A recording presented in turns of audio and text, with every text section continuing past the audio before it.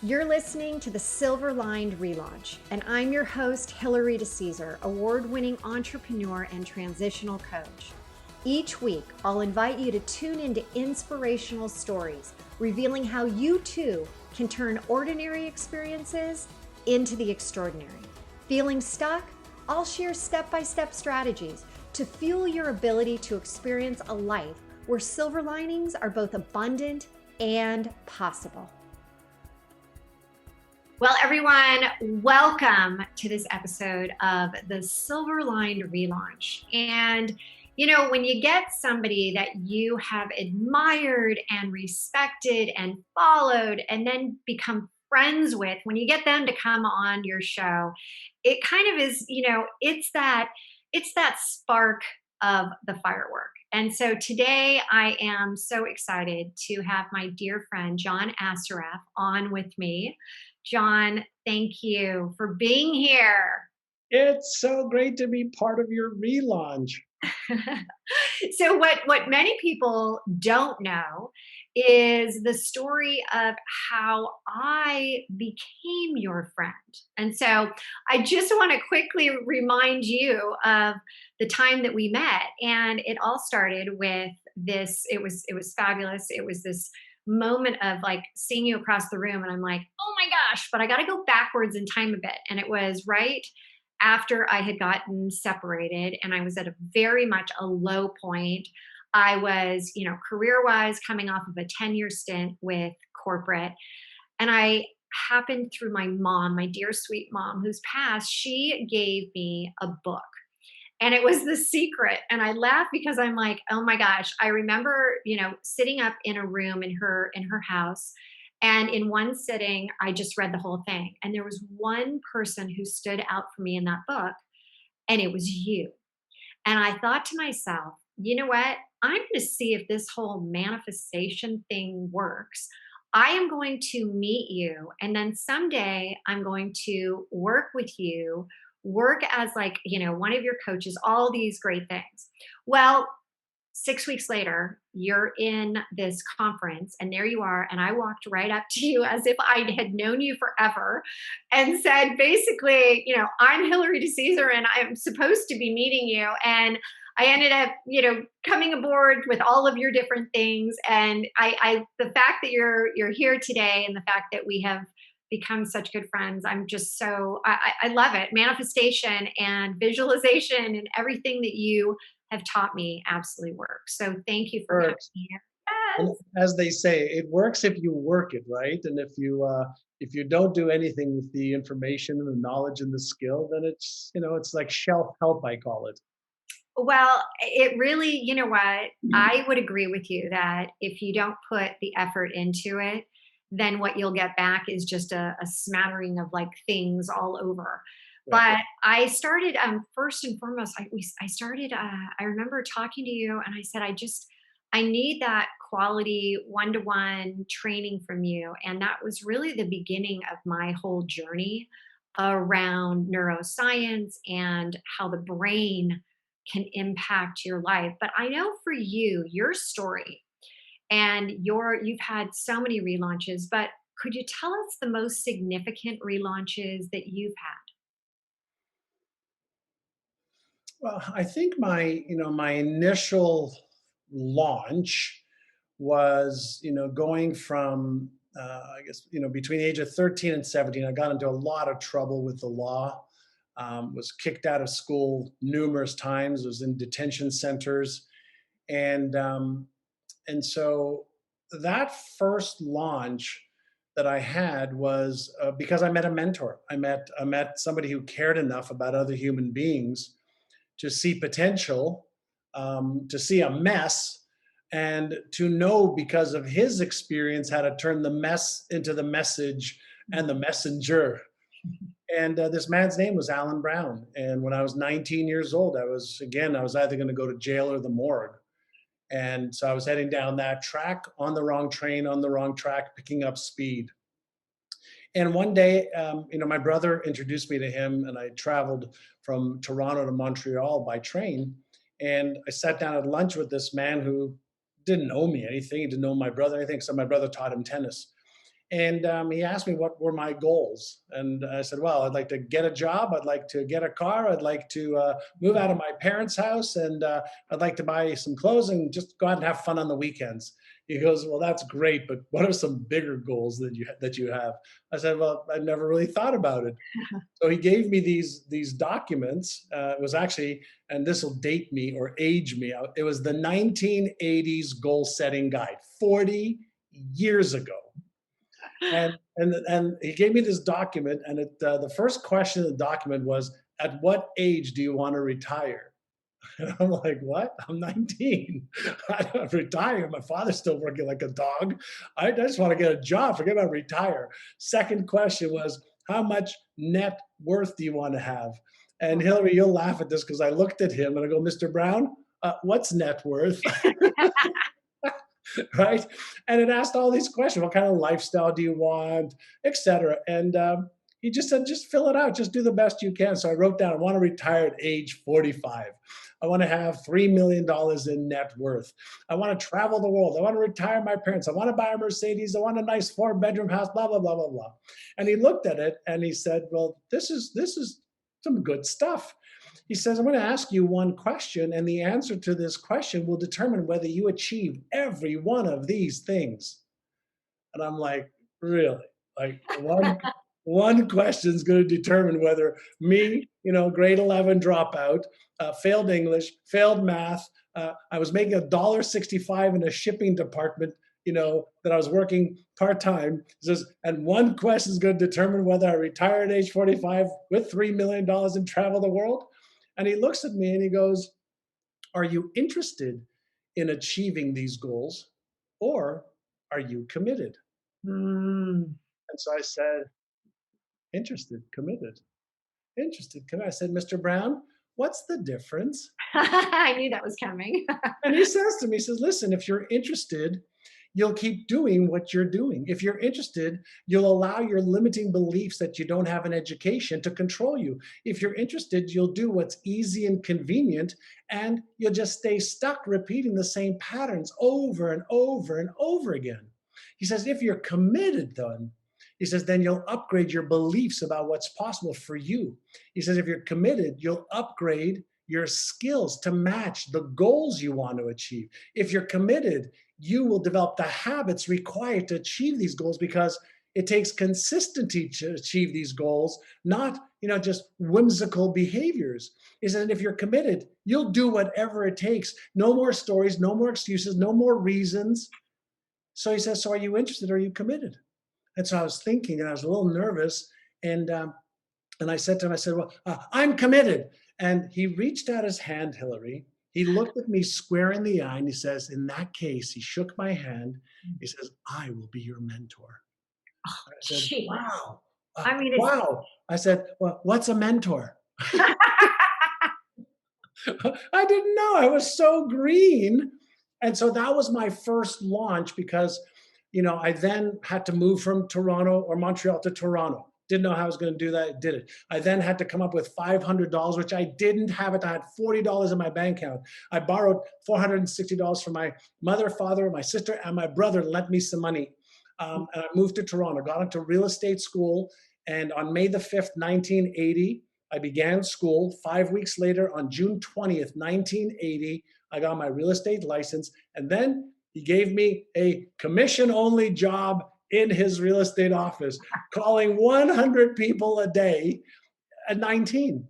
But he taught me the difference between interested and commitment. He taught me how to upgrade my knowledge, my skills, my beliefs, my behaviors, my habits. He taught me discipline to get on and make 100 calls a day. He taught me what to say if people said no, what to say if people said yes, what were the objections, what were the answers to those objections. So he taught me a framework for success when I was 19.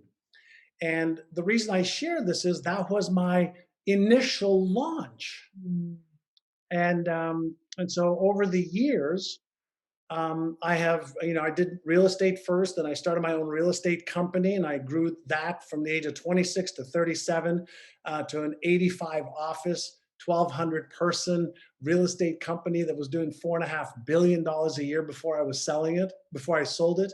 And then I relaunched into a whole other career in the internet back in 1998 that I knew nothing about. I could hardly use a computer. And so I relaunched my career to that.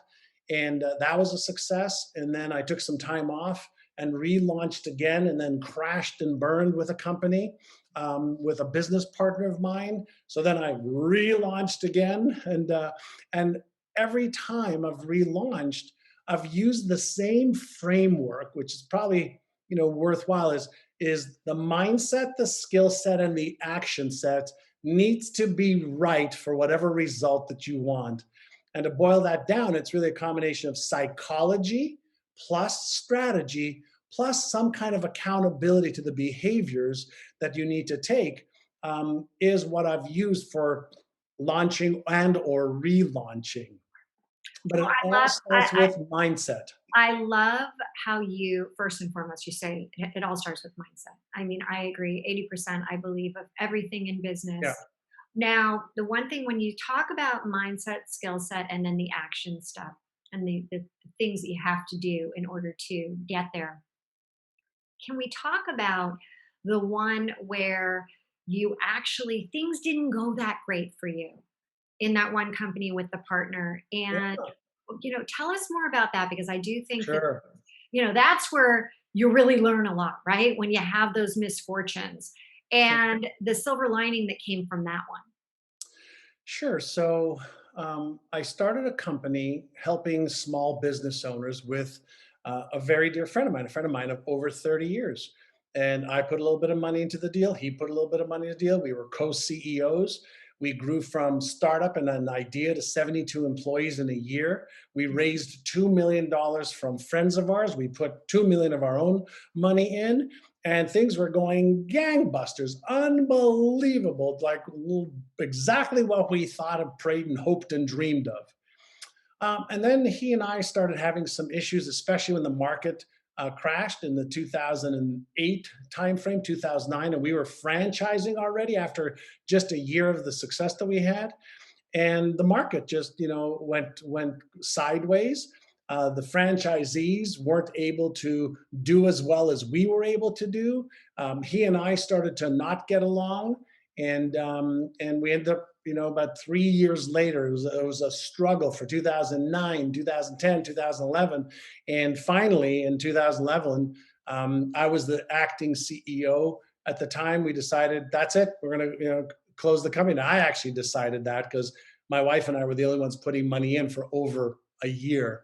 And so that was um, very, very challenging. Number one, letting employees go, people that have tried to be there with you for the dream. Number two, clients. Oh my God, so many clients were like, what do you mean? Like, we just paid you. Like, what do you mean you're closing your doors? Not being able to talk to them because of the legal ramifications of the corporate veil. My reputation in the marketplace. I lost a few $1 million.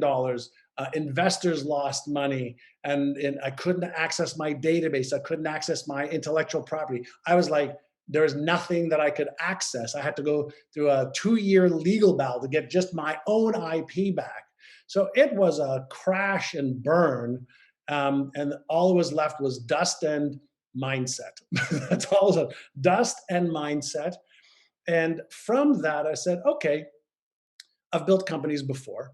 I've made money before. Everything that I did to build my few companies, everything I did to earn money, everything I did to build a reputation and a brand, I know how to do that.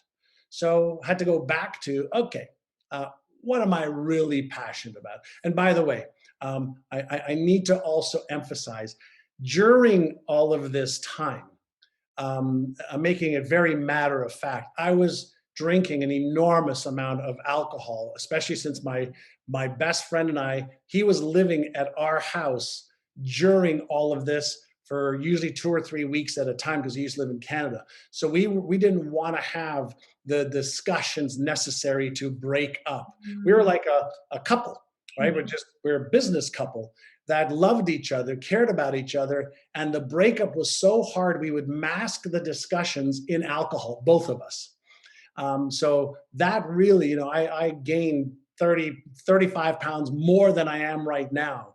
I was not as healthy. I wasn't exercising well. I wasn't making smart decisions. I was lethargic. So that's the other side of it. Over a 3 year period of time, it took its toll on me. And and so finally, when we made the decision, which was a very hard decision, that we're just going to close this down and start all over with something else, it took 3 years to do that. I really I admire what you're saying, because I think that this resonates with so many people, because we feel like unless you've had the success that you think, oh well, he's had such great success, he never had any of those Right. pitfalls. And I got to tell you, we all have. In fact, you helped me through one of the hardest times in my career, which was when I was dealing with a board member who ended up going to federal prison for 3 years. Yeah. And I was taking it all on as, this, oh, I'm embarrassed. I, can't believe this is happening. And because you had been through this time and you said, hey, Hillary, you're going to bounce back. You're going to, almost like what we're doing now, relaunch. Yeah. And that's so important, because you gain so much from that experience that I would even say that probably gave you more of a solid foundation than all of the great experiences that you have, which you've had so many. Yeah, absolutely. I mean, listen, uh, setbacks can be amazing comebacks, Mhm. and a couple things that you learn, right, is you learn, success leaves clues, but so do setbacks, right? So some of the decisions that I made or didn't make before the setback, the signals were there.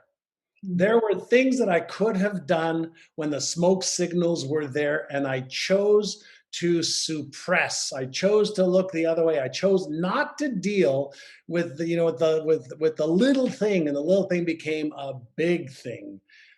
So first and foremost, the lessons to be, I can't remember if it was Seneca or Aristotle, but he said, "To thine own self be true." One of those, said that, and I recall I wasn't being truthful to myself of how I was feeling. I wasn't able to express how I was feeling. I just swept the stuff under the rug. And so did he, by the way. So I'm not saying him, and then the marketplace, crashed, the stock market crashed, and that didn't help the situation. So we already had a challenging situation that got exacerbated by something we couldn't control, but we didn't do what we could have or should have when we could control it.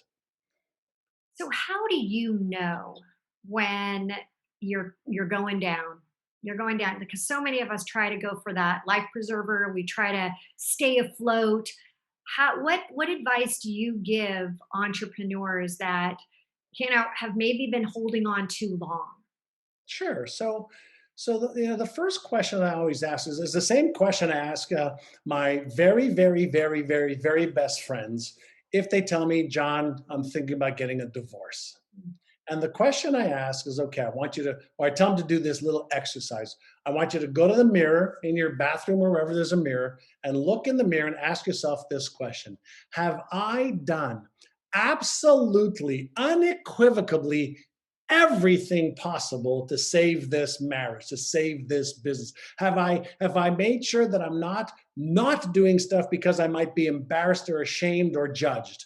So am I going to close this down, shut this up, divorce, whatever the case might be, because I'm embarrassed? Is my ego in the way, right? Because the ego is not the amigo, right? And No, so it definitely is not. so the first question is, have you done everything? Have you asked everyone that you can what you should do, how you should do it, when you should do it, why you should do it? Is it salvageable or not? So that's first and foremost. If you can look in there and say, I have done everything, and then you've done an analysis of what are the chances of survival, okay, so that you can really have a good, healthy review on what are the chances of survival. And then you go, okay, am I better off shutting this down and doing something else or relaunching? Or should I give this, one or two more goes, all right, to be able to give this a real chance of success? So I've seen companies, I've seen people's lives come from the depths of despair to success, but they've had to get to the raw, honest truth first. Well, And and that's, as you said, that ashamed, embarrassed, yeah, judged, take the ego out and yeah, connect to source and say, hey, yeah. why first and foremost am I doing this? Like, hey, what was the reason I started out? And you helped me through this. Oh my gosh, you drilled it into my head that eventually you have to cut yourself loose. You have to say, I could not do any more. I mean, That's literally. And that's why one of the things I've admired so much about you through the years and through our friendship is that I think the book is sitting right behind you. The Secret came out, right? And The Secret, I think, gave a little bit of a false idea of, just thinking it will happen. And you came out with the answer, and you're like, no, I'm afraid not. There was a little piece left out of the book, The Secret. And can you share the highlight of why you wrote the answer? Sure. So the movie The Secret was, based on the premise of think, believe, and you'll achieve. And there's a lot of people who sit there and think. There's a lot of people who sit there and believe, but they don't achieve. And the movie was based around the law of attraction. And in people's mind, the law of attraction means, sit there like a monk and think and believe, and your doorbell's going to ring, and there's going to be a chest with $1 million in it. All you got to do is open up the chest. Go, oh my God, there it is. I thought about it. I believed, and there it is. And that couldn't be the furthest thing from the truth. The last six letters of the word attraction is action. And so I've often said, if you want the law of attraction to really work in your favor, yes, get your mind right, your heart right, your gut right, so that you're aligned. But then you have to add the law of Goya, the Goya law, and that's the get off your ass law. I Right? love that. And even when we talk about get off your ass, it's not just get off your ass and be busy. Um, every combination to a safe doesn't just require you to enter numbers into the safe. It requires you to enter the right numbers in the right order in order to open up the safe. Now, when we're talking about success, I want everybody just to think, just tell me if what I'm saying is truth or fiction, okay? Truth or a lie. In 2020, 2021 timeframe, everything you want to achieve, we already know how to achieve it. Unless you are colonizing Mars, you really don't have to be innovative to try and figure things out. You want to lose weight and keep it off? We know how to do it. You want to build a company to 100,000, 500,000, a million, 5 million, 10? We know how to do it. You want to hire, fire, train, manage, invest, protect? We know how to do it. You want to do anything in health, wealth, relationships, career, business, fun, experiences, charitable? We already have the how to. Now, you may not have the how to, but you not having the how to is the least of the problems. So if there is a way, then the question then becomes, are you committed to finding out what the way is? And then are you committed to actually taking inspired action and doing it? Ah, Anything less than goes that goes back to the committed word. goes back, right? And then there's only three other things that could get in your way. There's only three. So knowledge and skills is one, but there's only three other things that could get in your way, and we know what those are, and we also know what the solutions are for those. So we really have, I don't have, you don't have, nobody that's watching or listening to us right now has a real valid excuse. No, you're absolutely right.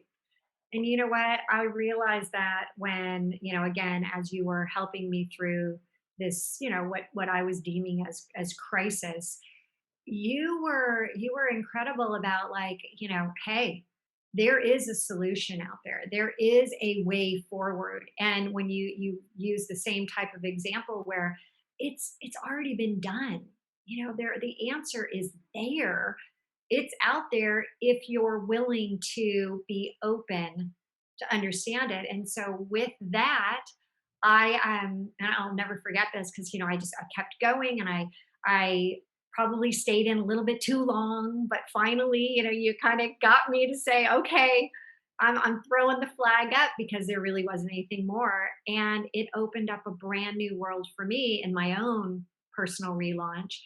And when I did that, it was only a matter of time. You reached out and said, hey, will you come down and coach one of my sessions with my coaches? And I remember I'm like, oh, this is it. This is the greatest thing ever. I've arrived. I've done this. This is now. And that is what I think you do so well with people is you allow everyone to believe with action that they can achieve anything.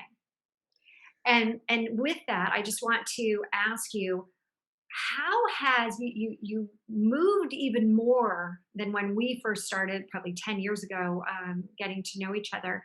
And every summer I've enjoyed going to La Jolla, and you live right near there, and we have lunch together, we catch up.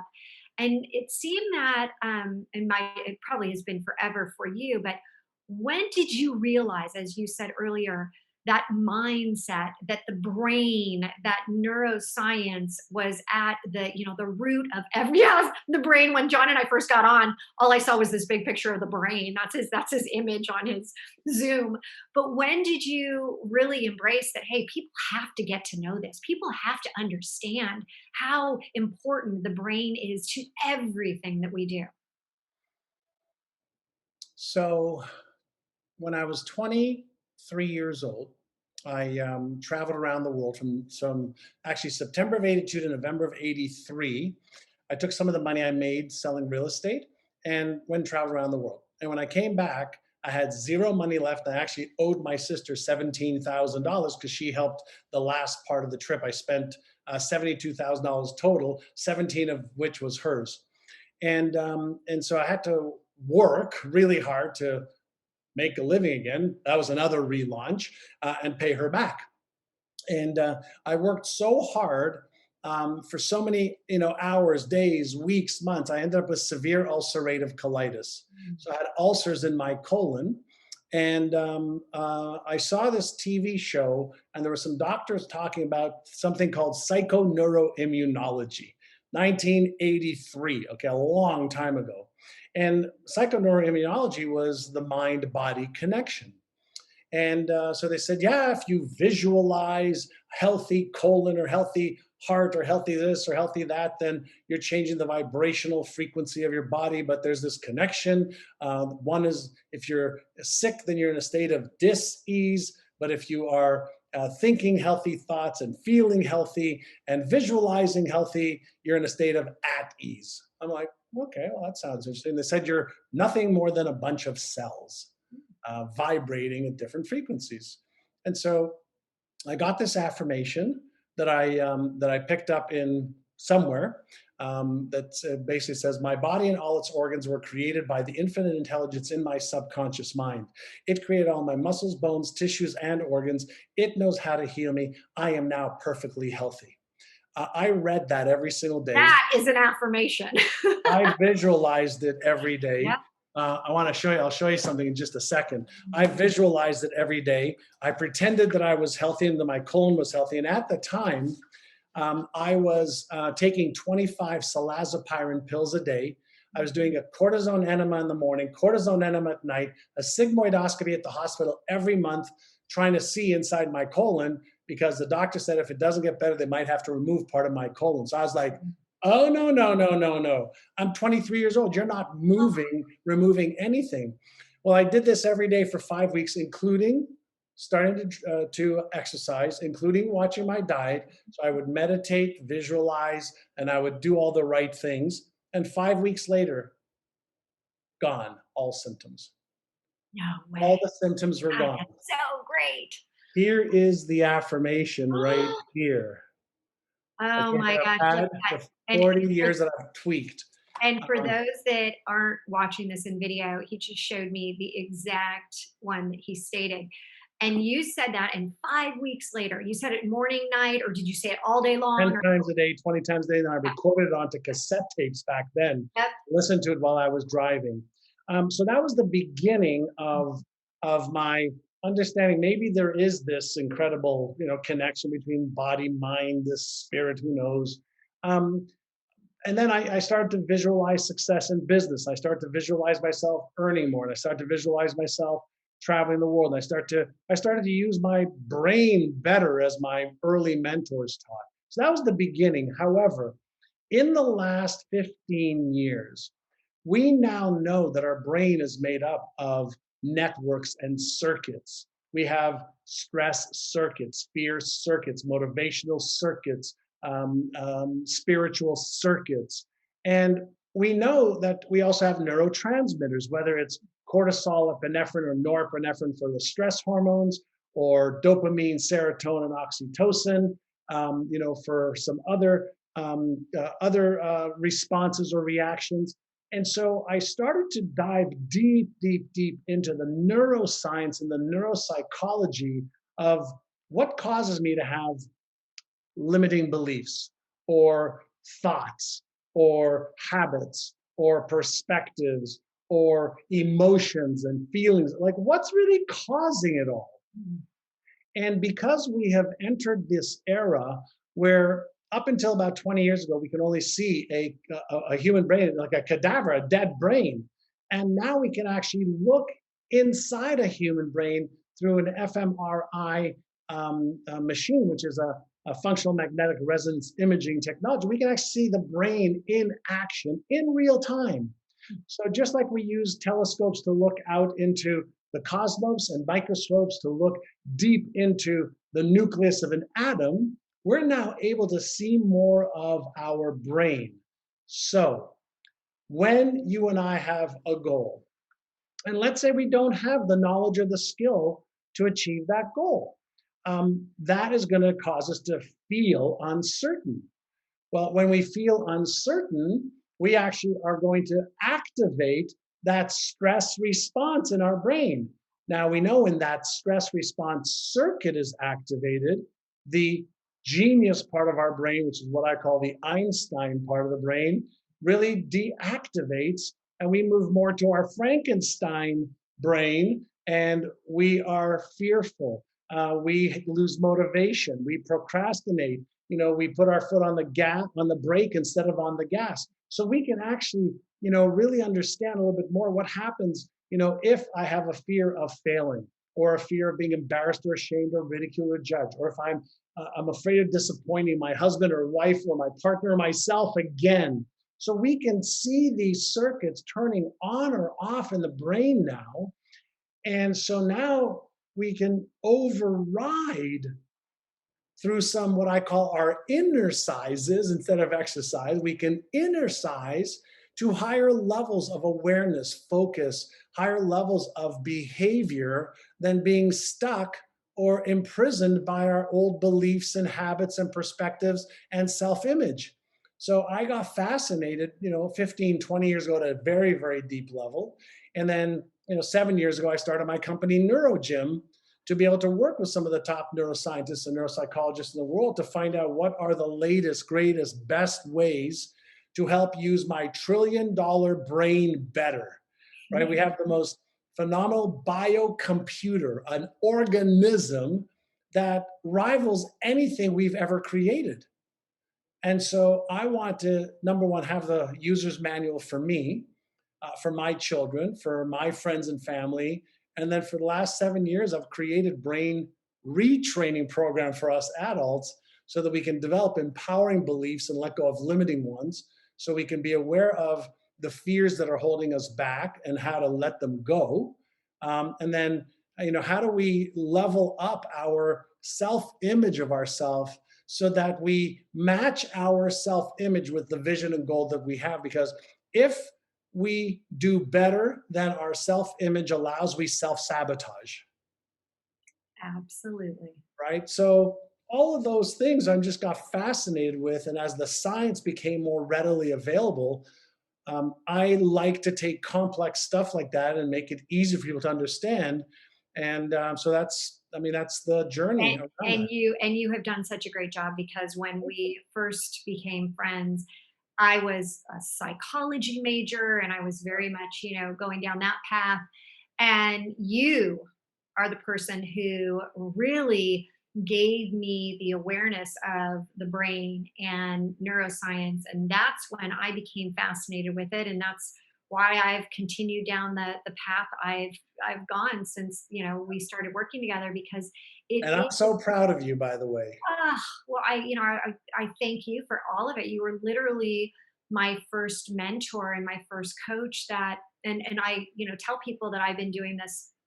I've been involved in this work for over 10 years, but coaching for over 20. And when you taught me the fundamentals, and then taught me about affirmations, I remember when I first started listening to them, it was your voice, and I was hearing you over and over, and I was laughing because I now have my own voice, and I'm using my own, but I will always remember those initial affirmations. And for people who don't really, are still thinking, oh, does it really make that much sense to do that?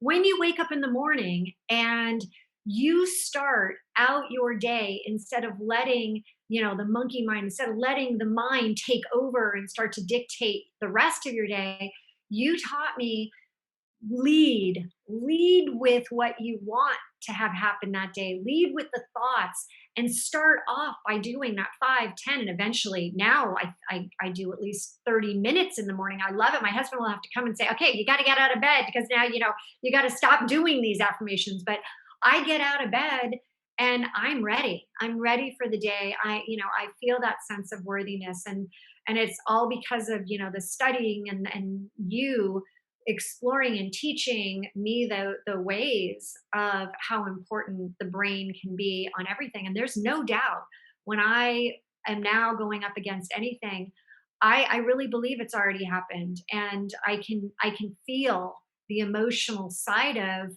the success that it will bring, and the why behind it, and how I am in service of others. And you taught me that as well, about just that giving back, the sense that it's not ego based, it's source based, it's the universe based, it's giving, which is so much more than receiving. So again, I continue to learn from you, to admire and respect you, and anything that you put out, I'm always, the first one to be like, hey, I want to learn this too.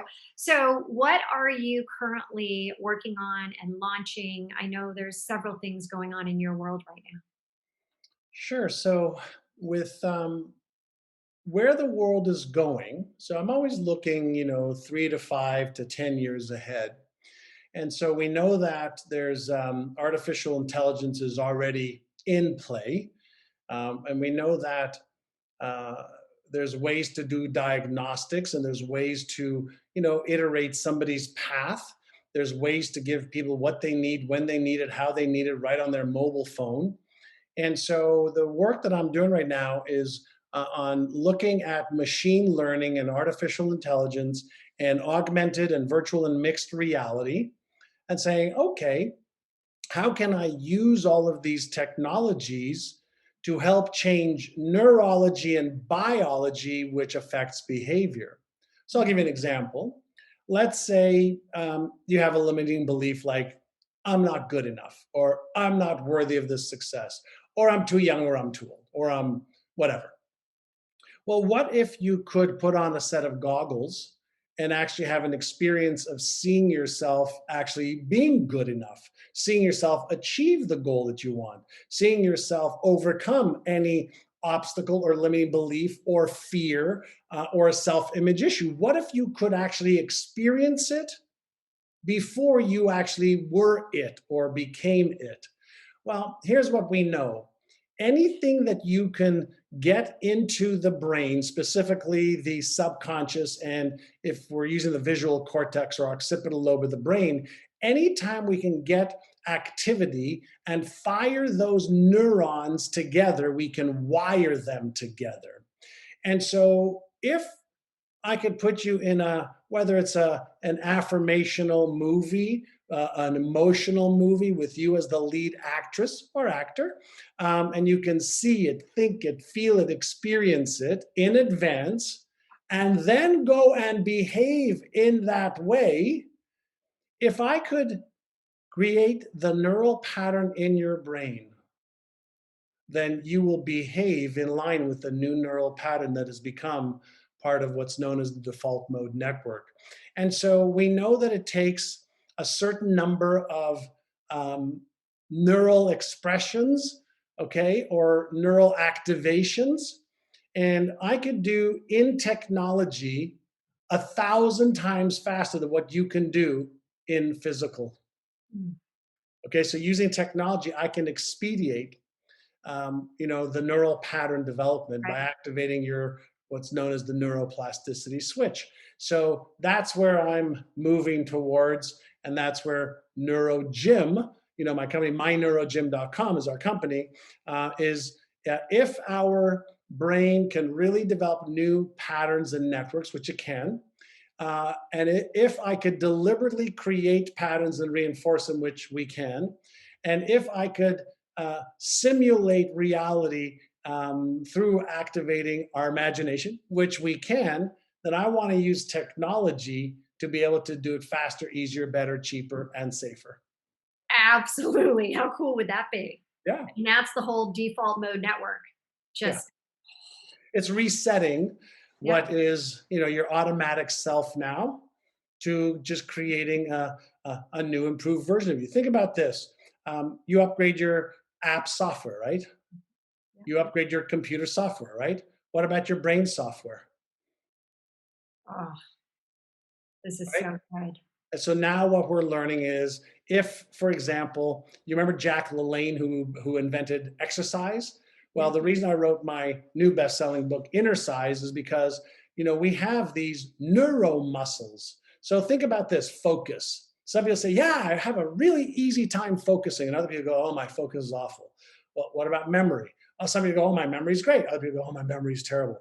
Well, what about my habits? Oh, I've got some constructive ones. I have some destructive ones. Mm. Well, what if we said all of those are neuromuscles, just for a comparison, right? Physical bodies for your body and neuromuscles for your brain.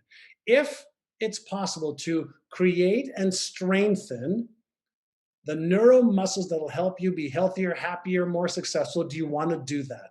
And almost Heck everyone says, yeah. absolutely. And if Yes. Teach me now, fast. And if it's possible to deactivate the disempowering, negative, destructive ones, would you want to get rid of those as quickly as possible? And everybody says, of course I do. Yes. Yes. Well, that's what we do with our software right now, with our auditory software. And then we're adding the visual components to the next generation of what we're doing. You know what? You're always a step ahead. You were out in the very forefront of all of this. And if I can make recommendations out there to anybody listening, anything that John does, it's exceptional. And again, he like like myself, if we can get there faster, let's do it. And his inner size versus exercise, it's not even versus, you need to do both, right? It's doing both of them. John, as much as I would love to continue and go down all of these different, because I mean, I like to hear what you're working on. I like you to teach me as much as possible. It is time to wrap this up. This has been so informational. So just, I love the idea of where this is all going.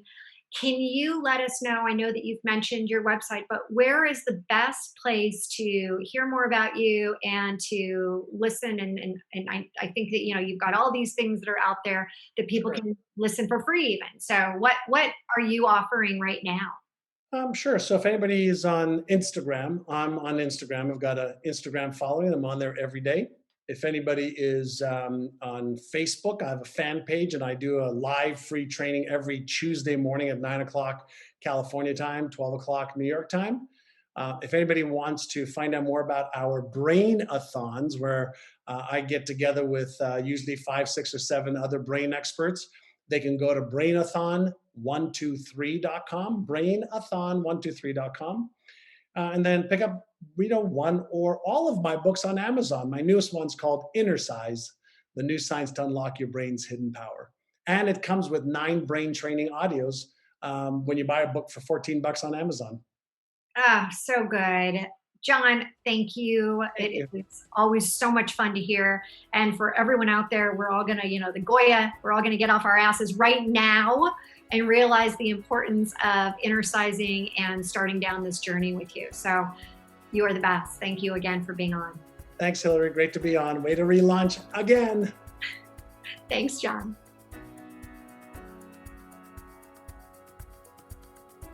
Thank you so much for tuning in today. If you felt a connection to this episode of the Silver Lined Relaunch, please head over to iTunes now.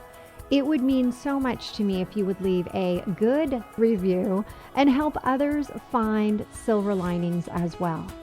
And don't forget, you can have immediate access to all of the bonuses and notes from the show today in our treasure chest, which you have access to for free by texting 55444 and typing in treasure chest. Or you could go to our private Facebook group, The Relaunch Effect, Living a Life You Love. Together we've hit the reset button for you, turning your transitions into a transformation. Until next time, don't forget, there's always a silver lining.